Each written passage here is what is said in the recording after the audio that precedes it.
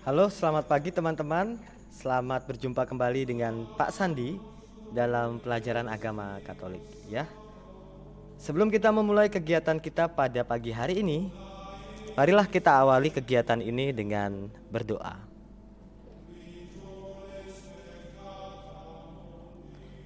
Dalam nama Bapa dan Putra dan Roh Kudus. Allah Bapa yang Maha Kuasa, puji dan syukur kami haturkan kepada diri-Mu yang Maha Agung, karena telah menjaga kami dalam setiap perjalanan hidup ini. Kami bersyukur punya Allah yang begitu luar biasa, yang begitu mengagumkan, sehingga kami dapat dengan setia dan tekun mengikuti apa yang Engkau ajarkan lewat Putramu Yesus Kristus. Dan sekarang kami ingin mendalami salah satu karakter Yesus, yaitu berbelas kasih. Bukalah hati dan pikiran kami, agar kami mampu menyerap apa yang Putramu ajarkan kepada kami. Terpujilah nama-Mu, demi Kristus Tuhan dan pengantara kami. Dalam nama Bapa dan Putra dan Roh Kudus. Selamat pagi teman-teman. Sekali lagi Pak Sandi ucapkan, Pak Sandi harap kalian dalam kondisi yang sudah siap mengikuti pembelajaran pada hari ini. Sekarang kita akan melihat Yesus yang berbelas kasih, ya. Ini adalah karakter Yesus yang kedua, ya, dari beberapa karakter yang akan kita pelajari. Minggu lalu kita sudah melihat bagaimana Yesus yang tekun berdoa, yang selalu mengawali, mengakhiri, dan bahkan pun berkegiatan dengan berdoa selalu, ya. Kita coba mau mengevaluasi doa kita juga sudah sejauh apa. Kemudian dengan semangat baru kita menjadi pribadi yang rajin berdoa. Sekarang kita mau melihat, ya, Yesus yang berbelas kasih, ya. Apa yang dimaksud dengan berbelas kasih? Ya. Teman-teman, kalau kita baca berita, kalau kita mengikuti perkembangan sosial masyarakat, ya, terutama ekonomi, tentu kita akan dihadapkan pada berita-berita yang begitu menyedihkan, ya. Terlebih di masa pandemi ini, ekonomi seret, ekonomi macet, ya. Banyak orang mendadak jatuh miskin, bahkan, ya, kesulitan mencari penghasilan. Kita yang masih, ya, cukup, ya, yang masih bisa makan, harusnya senantiasa bersyukur. Tapi bagi mereka, ya, orang-orang yang memang terkena dampak secara ekonomi, yang memang betul-betul terkena dampak secara ekonomi secara serius, ya, apa yang bisa kita perbuat untuk mereka? Ini yang mau kita dalami. Bagaimana kita mampu berbuat kasih, bagaimana kita mampu membagikan apa yang kita miliki kepada sesama, ya. Baik, kesempatan kali ini kita akan melihat terlebih dahulu, ya, pengalaman mendapat belas kasih, ya. Kita selalu dalam pelajaran ini mau menggali dulu pengalaman kita, mendapatkan pengalaman-pengalaman. Kalau minggu lalu pengalaman kita berdoa seperti apa, nah sekarang kita mau melihat pengalaman kita ini ketika mendapatkan belas kasih itu seperti apa. Nah, itu dulu yang mau kita lihat, ya. Kita gali dari pengalaman-pengalaman hidup kita. Supaya apa? Supaya hidup kita itu tidak hanya lewat begitu saja dan tidak ada artinya. Hidup itu selalu memiliki arti, teman-teman. Jadi galilah makna-makna kehidupan, galilah poin-poin kehidupan dalam hidup harian kita, ya. Tidak usah nunggu momen-momen yang momen-momen yang luar biasa, kejadian-kejadian, tidak perlu. Belajarlah dari kehidupan harian-harian kita ya. Banyak peristiwa-peristiwa kecil yang sebenarnya sangat dalam untuk dimaknai. Nah, oleh karena itu Pak Sandi ya melalui buku ini juga ya mengajak kita untuk menjadi orang yang deep, orang yang dalam ya. Dalam dari segi rasa ya, dari segi intuisi, dari segi mendengar bisikan Tuhan. Maka dari itu penting menggali pengalaman harian kita. Lanjut, dalam poin pertama ini ya, kita mau melihat pengalaman mendapat belas kasih. Ada saat di mana kita merasa tidak berdaya, dan pada saat itulah kita membutuhkan pertolongan dan belas kasih dari sesama. Mendapatkan pertolongan atau belas kasih dari sesama dapat menjadi awal untuk mau membantu sesama yang membutuhkan. Tentulah ketika ya ini semacam apa ya, hukum alam ya, bisa dibilang begitu juga ya. Jika berbuat A maka hasilnya A ya. Jika berbuat B maka hasilnya B. Ya, tidak ada berbuat A hasilnya B, tidak. Ya, contoh, jika kamu rajin belajar, ya hasilnya baik. Ya. Jika kamu belajar hasilnya jelek, kalau orang yang kurang dalam, teman-teman ya, kalau orang yang kurang dalam nanti akan melihatnya lain begini. Oke, Pak Sandi ulangi lagi ya. Jika orang belajar nilainya bagus, itu pasti teman-teman ya, itu pasti. Tapi jika orang belajar nilainya jelek, itu ada yang salah dengan cara belajarnya, ya. Ada yang salah dengan cara belajar. Apakah dia sungguh-sungguh belajar? Apakah yang dia pelajari sesuai? Ya. Makanya harus bisa dilihat lebih jelas. Apakah start awalnya itu betul-betul dengan baik sehingga hasilnya juga baik. Kira-kira seperti itu ya teman-teman. Nah, di sini juga mau dikatakan ya, ketika kita mendapatkan pengalaman belas kasih atau kita dikasihi orang ya, otomatis kita juga katakan terangsang lah gitu ya. Terangsang ingin suatu saat melakukan hal yang sama karena tahu rasanya ketika menderita, ketika tersudut ya. Kemudian ada orang yang membantu, itu ibarat seperti kita dipanas terik kemudian ada angin segar yang menyejukkan, membuat kita damai dan kembali semangat untuk hidup. Nah, kira-kira seperti ketika kita kesulitan belajar, ketika kita tidak tahu lagi harus bagaimana memecahkan persoalan dalam pelajaran ini, ya, datang teman kita yang sungguh baik hati mengajarkan kita pelan-pelan, ya, memberitahu kita caranya seperti ini. Itu ibaratnya seperti kita minum air dingin di siang hari gitu. Begitu menyegarkan dan menyejukkan, ya. Dan pastilah ketika kita mendapatkan pengalaman tersebut dan suatu kesempatan orang lain yang mendapatkan pengalaman itu, kita pasti akan membantu, ya. Karena kita tahu posisi saat kesusahan, ya. Itu dia. Nah, cobalah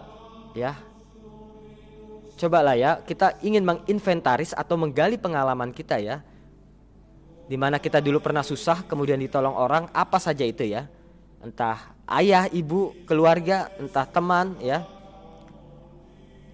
Nanti kita akan coba lihat pengalamannya dengan melakukan langkah-langkah berikut. Cobalah untuk hening, memejamkan mata dan mengingat satu peristiwa yang pernah kamu alami. Ya. Pilihlah satu peristiwa saat kamu pernah merasa sedih atau menderita. Pada waktu itu kamu mendapat pertolongan dari orang yang mengasihimu. Coba teman-teman ingat ya, pengalaman di mana teman-teman menderita, kemudian ada yang menolong teman-teman. Coba ingat itu. Ingatlah kembali peristiwa itu, rasakan kembali peristiwa itu dalam keheningan. Bagaimana perasaanmu waktu itu? Ya. bagikan pengalamanmu itu kepada temanmu di dalam kelompok. Ini nggak usah ya. Jadi jadi ini nggak usah. Harusnya yang ketiga dulu ya. Tuliskan pengalamanmu itu dalam selembar kertas. Ini menjadi tugas kita ya. Ini menjadi tugas kita teman-teman ya. Tuliskan pengalamanmu itu dalam selembar kertas ya. Jadi tugasmu adalah duduk hening, mengingat kembali peristiwa-peristiwa di mana kamu susah, lalu ada yang menolong ya. Peristiwa apa itu? Silakan tuliskan pengalamanmu itu dalam selembar kertas. Oke. Ini kita sudah melihat bagaimana pengalaman kita mendapat belas kasih. Kemudian kedua, kita dipanggil untuk berbelas kasih. Nah, di dalam layar ini ya, kita bisa melihat gambar sebagai berikut. Ada seorang orang miskin ya, yang hidupnya sangat susah. Kemudian karena tidak bisa berbuat apa-apa, dia hanya mengandalkan meminta-minta kepada orang lain ya. Kemudian ada orang yang tinggalnya di tempat seperti ini ya. Tinggalnya di tempat seperti ini. Karena apa? Karena bencana gempa teman-teman ya. Ini ada tenda ya. Ada tenda. Kemudian begitu menderita hidupnya, begitu kesusahan, tidak bisa berbuat apa-apa, tidak berdaya karena semuanya harta benda sudah habis dilahap oleh bencana alam. Kemudian ada gambar berikut ya. Ini mengalami musibah kebakaran dan tinggal tersisa puing-puing seperti ini. Nah, begitu banyak kita jumpai di sekitar kita keadaan dan kondisi sesama yang mengalami berbagai penderitaan seperti tampak pada gambar. Apapun alasan dan penyebabnya, mereka pantas untuk mendapatkan belas kasih dari sesama yang memiliki dan berkecukupan. Sudahkah saya peduli dan berempati kepada mereka? Nah, begini teman-teman, empati itu berbeda dengan simpati ya. Simpati itu kita ikut merasakan apa yang orang lain rasakan, kesedihannya, kesenangannya, kebaikannya, kita ikut merasakan ya. Tapi kalau empati tidak hanya sekedar merasakan, tetapi ada wujud nyata, ada istilahnya ada aksi nyata ya, ada kegiatan yang betul-betul berasal dari rasa yang ia rasakan dari orang lain ya, ada tindakan ya. Sementara kalau simpati hanya jatuh pada rasa saja ya, hanya sama rasa. Sementara empati bukan sekedar sama rasa, tetapi ada wujud tindakan ya, sebagai ungkapan dari rasa yang sama itu. Nah, sudahkah itu kita lakukan ya? Ini pertanyaan refleksi untuk kita ya.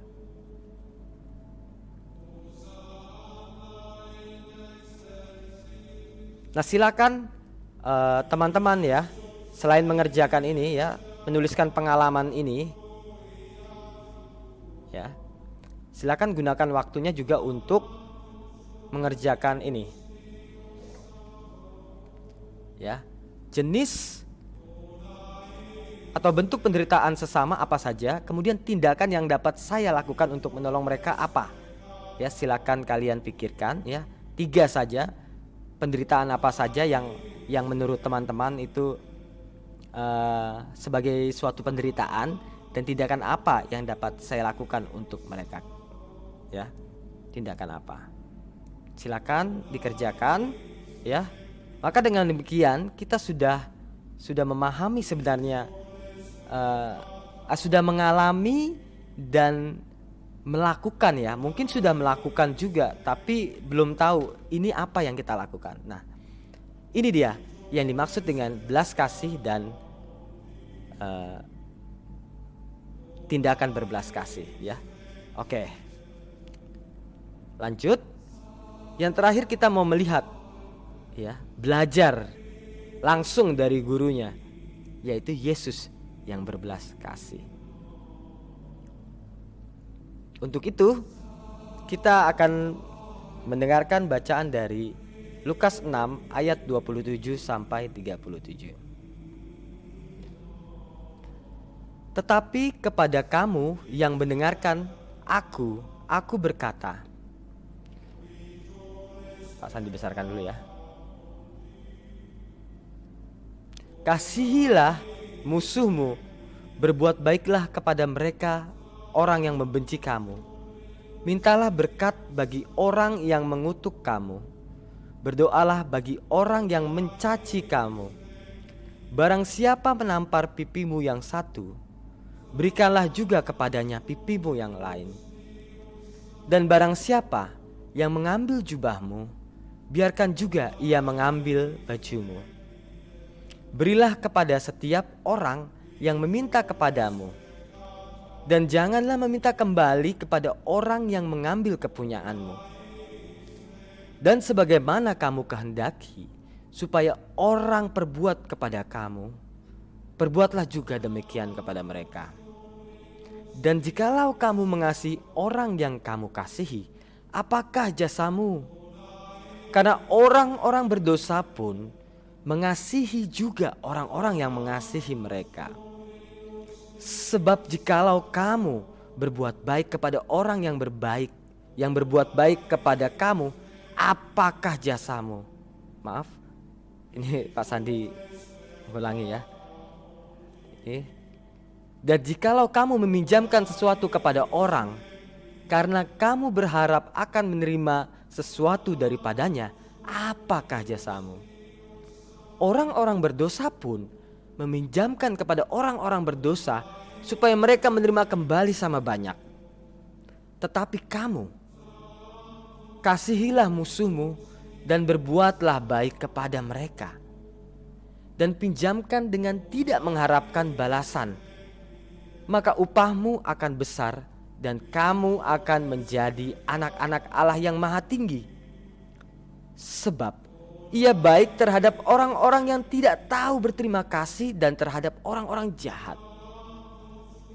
Hendaklah kamu murah hati, sama seperti Bapamu adalah murah hati. Janganlah kamu menghakimi, maka kamu pun tidak akan dihakimi. Dan janganlah kamu menghukum, maka kamu pun tidak akan dihukum. Ampunilah, dan kamu akan diampuni.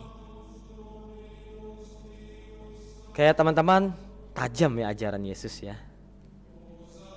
Jika masih belum jelas, jika masih kurang jelas pesan dan maksud dari bacaan ini, silakan teman-teman repeat kembali video ini ya. Ulangi kembali video ini, kemudian dengarkan dan perhatikan baik-baik maksud dari perkataan Yesus ya. Nah, kemudian ada lagi kisah yang menunjukkan bahwa Yesus berbelas kasih.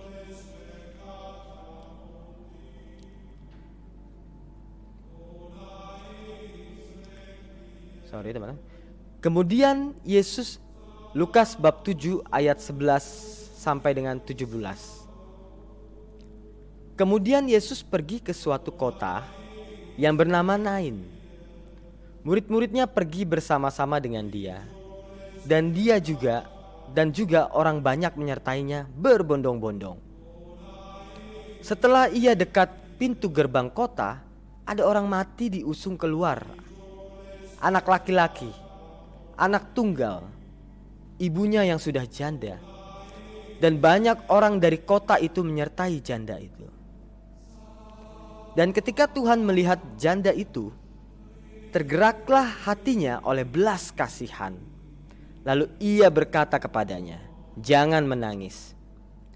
Sambil menghampiri usungan itu, ia menyentuhnya, dan sedang para pengusung berhenti, ia berkata, "Hai anak muda, aku berkata kepadamu, bangkitlah."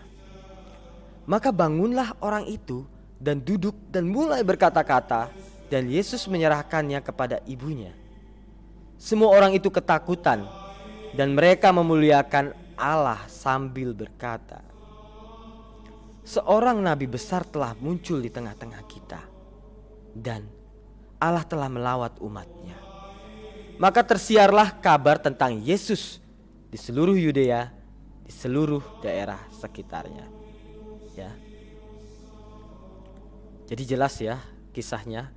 Ini kedua kisah yang begitu tajam tentang bagaimana cara berbelas kasih dan tentang apa itu belas kasih, ya. Apa itu belas kasih sendiri, ya. Jadi tergerak oleh belas kasih, ya, dalam kisah yang kedua, Yesus betul-betul melakukan tindakan yang mengagumkan, ya. Ada gerakan, ada getaran itu, ya. Kalau kalian semakin rajin berdoa, semakin rajin menjalin komunikasi dengan Tuhan, getaran berbelas kasih terhadap sesama itu akan sangat terasa, teman-teman. Ya, akan sangat terasa. Nah, sekarang yang terakhir adalah untuk kita pahami bersama. Pada umumnya, orang ketika dijahati, ia akan membalasnya dengan kejahatan. Bahkan jika mungkin pembalasannya dilakukan dengan lebih berat atau besar. Semangat mata ganti mata dan gigi ganti gigi. Semangat balas dendam masih tetap dipraktikkan oleh orang banyak. Jadi jelas ya teman-teman, ya, bahwa kecenderungan dunia pada saat ini, kecenderungan orang pada saat ini, ya, mata ganti mata, gigi ganti gigi. Dalam bacaan pertama tadi sebelumnya, ya teman-teman, ya, dalam bacaan ini Yesus justru mengajarkan sesuatu yang berbeda, ya. Sesuatu yang tidak seperti kebanyakan orang lakukan, yaitu sesuatu yang menggambarkan kasih Allah, yang menggambarkan kebaikan Allah, ya, yang harusnya juga kita lakukan. Ketika kita dijahati oleh orang, tindakan yang kita lakukan pada umumnya pasti ingin membalas, bahkan membalasnya 2 kali lipat lebih, ya. 2 kali lipat lebih. Itulah semangat orang sekarang, ya. Tetapi Yesus mengajarkan bahwa, "Hei, tidak seperti itu. Kalau kamu melakukan itu, apa bedanya kamu dengan orang berdosa? Apa bedanya kamu dengan orang yang tidak mengenal Kristus?"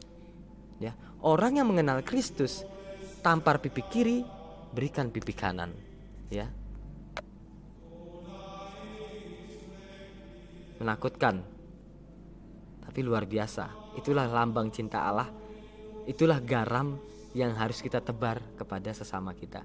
Kalau kita dijahatin, kita tidak membalas dengan kejahatan, tapi justru kita harus membalasnya dengan kebaikan. Nah, kata bela rasa sebenarnya untuk menggantikan kata agape yang terlalu asing, yaitu kasih, ya. Bela rasa kemudian belas kasih, ya, itu sama maknanya. Nah, dan arti cinta yang mendua, ya. Jadi cinta itu agape itu sebenarnya cinta, ya teman-teman. Dalam bahasa Yunani itu cinta, tapi bukan cinta dalam arti romansa sepasang kekasih, bukan. Tapi cinta dalam arti yang lebih luas, teman-teman. Cinta kepada sesama, ya, sebagai seorang manusia. Jadi cuma kalau dalam pengertian modern sekarang, cinta ini seolah-olah sepasang kekasih, sehingga artinya menjadi sangat sempit, ya, soal cinta. Orang salah paham tentang arti cinta, ya. Terlalu mendua istilahnya, terlalu bias, terlalu membingungkan cinta yang dimaksud seperti apa. Maka kata yang dipakai adalah bela rasa atau berbelas kasih, ya. Nah, secara harafiah kata bela rasa berarti ikut merasakan menderita atau bersama. Ya, bersama. Jadi bukan hanya soal rasa, ya, tapi juga hadir bersama, merasakan. Nah, ciri khas orang Kristiani adalah kasih, teman-teman, ya. Kasih. Salah satu kesulitan untuk melaksanakannya adalah karena bela rasa sekaligus berkaitan dengan emosi dan tindakan kehendak. Ini yang susah, teman-teman. Karena kalau kita sudah emosi, ya, ketika kita dijahili oleh teman atau ketika kita dimarahi, ya, oleh orang tua atau teman kita, itu bawaannya ingin melawan, ingin membentak, ya, ingin memaki, ya, ingin mengumpat itu memaki sama, ya. Tetapi sebagai orang Kristiani bukan itu yang harus kita lakukan, teman-teman, ya. Bukan itu, ya. Justru kita harus cooling down, ya. Harus tetap tenang, ya, menjaga perasaan dan emosi kita, ya. Agar kita tetap bisa berpikir secara lurus, ya, teman-teman, secara baik. Nah, itu yang diharapkan, ya, sebagai seorang Kristiani. Orang Kristen tuh nggak gerasa gerusu, ya, dicolek sedikit langsung tunjuk taring. Tidak seperti itu, teman-teman. Ya, sebagai pengikut Kristus, ya, ketika kita dicolek, kita bersikap tenang. Dicolek maksud Pak Sandi, ketika kita dijahati, dinakali, ya, kita tidak langsung bereaksi, kita tidak langsung membalasnya dengan hal yang sama, ya. Tapi kita justru bertanya, kenapa itu terjadi? Kenapa kamu setega itu kepada aku? Kenapa kamu sejahat itu kepadaku? Ya, bukan yang dipikirkan pertama-tama bagaimana cara untuk membalasnya. Tidak. Ingat itu baik-baik, teman-teman. Kemudian melalui sikap dan tindakannya, Yesus ingin menyatakan cinta Allah kepada semua manusia tanpa terkecuali. Kasih Yesus sungguh menguatkan dan meneguhkan orang lain, sehingga pada akhirnya orang yang menderita merasa diselamatkan dan memuliakan Allah. Itu dia, teman-teman. Salah satu wujud pewartaan kita sebagai orang Kristiani, ya, mengenalkan Yesus kepada sesama kita, bukan dengan kata-kata, bukan dengan teriak-teriak koar-koar, tapi dengan tindakan ini, ya, tindakan kasih, tindakan di mana kita bisa memberikan bela rasa, memberikan belas kasih kepada sesama sebagai tanda kehadiran Allah di tengah-tengah dunia. Itu sampai ke situ, teman-teman, nanti akhirnya. Karena kita ini agen-agen kerajaan Allah, karena kita ini adalah utusan-utusan Allah, maka sikap dan tindakan yang kita pancarkan adalah harusnya sikap Allah, ya, yang kita pelajari dari Yesus, ya, sebagaimana yang Yesus ajarkan kepada kita.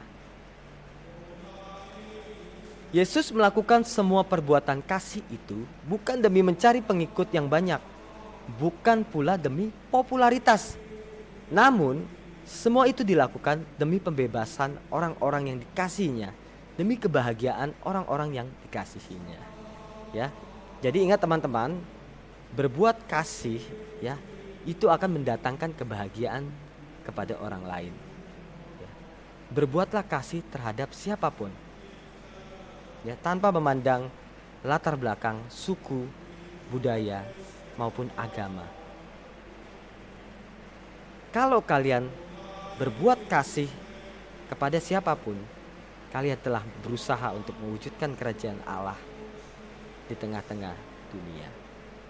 Dan itu yang Yesus harapkan kepada setiap pengikutnya, kepada kalian, kepada Pak Sandi juga. Berbuat kasih tanpa batas, ya. Berbuat baik, berbuat baik, berbuat baik, dan berbuat baik lagi. Yang menjadi pertanyaan sekarang, sudahkah kita berbela rasa? Ataukah kita lebih sering ditutup oleh emosi kita untuk melakukan kejahatan yang orang lain juga lakukan kepada diri kita? Cukup sekian pembelajaran kita teman-teman ya. Masuk ke poin refleksi yang terakhir sebelum Pak Sandi tutup ya. Di tengah masyarakat sering kita jumpai berbagai bentuk penderitaan yang dialami oleh orang. Memprihatinkan memang ya keadaan mereka. Setelah kita belajar dan mengetahui sikap Yesus yang penuh belas kasih, ya, apa yang dapat kita lakukan?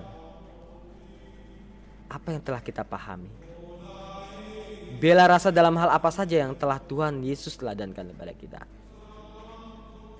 Kebiasaan seperti apa yang akan kalian lakukan sebagai bentuk penghayatan dan perwujudan atas pelajaran ini?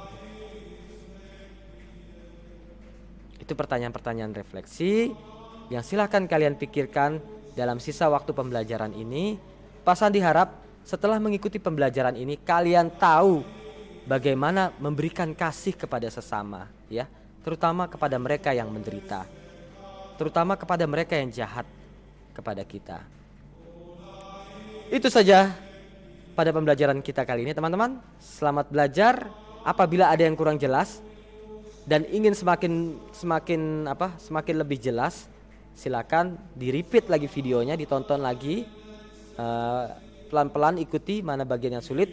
Jika masih belum mengerti, silakan hubungi Pak Sandi. Pak Sandi standby. Maaf. Kita tutup pertemuan kita pada kali ini. Dalam nama Bapa dan Putra dan Roh Kudus. Kemuliaan kepada Bapa, Putra dan Roh Kudus, seperti pada permulaan, sekarang, selalu, dan sepanjang segala abad. Dalam nama Bapa, Putra, dan Roh Kudus. Amin. Cukup pembelajaran kita pada hari ini teman-teman. Sampai ketemu minggu depan. Terima kasih. Dadah.